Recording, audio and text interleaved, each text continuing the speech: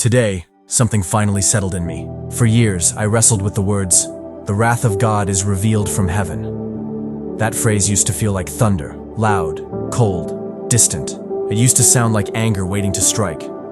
A God far above, watching for mistakes, measuring my flaws, ready to punish. But now I see something deeper, something fuller, and my heart trembles, not from fear, but from awe. I saw that wrath wasn't God losing his temper. It wasn't emotional rage like man's wrath. It was more like divine grief, the deep ache of a father watching his children destroy themselves with lies. It was a holy resistance, love refusing to stay silent in the face of what kills us. I saw that the wrath of God is revealed because truth is being suppressed. Not just rejected, but twisted, buried, exchanged. The truth that we were made to walk with him. That we were created for glory, not shame. That his love is our home. That everything good, every sunrise, every breath, every laugh, is a whisper of him. But humanity said no. We saw his beauty, and we called it boring. We felt his pull, and we ran. We looked into his eyes, and we chose a mirror instead. And so the wrath of God is not him lashing out. It's him giving us over, letting us taste what it's like to live without him. He gave us over to the desires we begged for. And in those desires, we found chains, not freedom. He didn't curse us. We cursed ourselves when we traded the Creator for creation.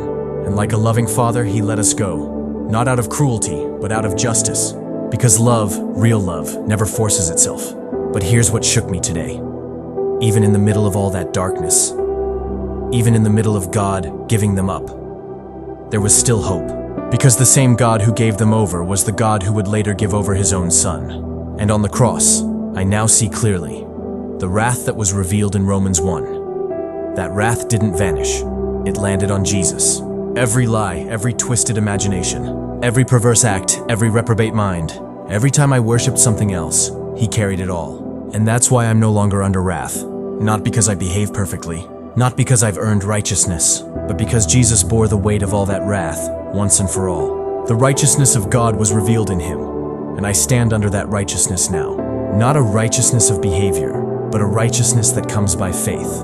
A gift, a covering, a reality I now live inside. And when I sin, I don't fall out of righteousness. I don't fall out of God's love. I might lose sight of who I am, but I am not disqualified from what Jesus paid for, because the wrath of God was not meant for his children. It was poured out fully at Calvary. There's none left. What I may experience now is discipline, guidance, pruning, but never wrath. Never again will God raise his hand in fury against me, because that hand was nailed to a cross, for me. So when I read Romans 1:18-32 now, I don't just see a list of sins. I see the deep spiral of a soul disconnected from its source. And I see the heartbreak of a holy God, who waits, who calls, who reaches, even when we run. Today I breathe deeply. I no longer fear the word wrath, because I see the heart behind it. And more than that, I see the cross that ended it. I don't need to work for righteousness. I don't need to perform for sanctification. I simply rest in Jesus, the one who bore the wrath, and now wraps me in the arms of unshakable grace. This is the gospel. This is my peace.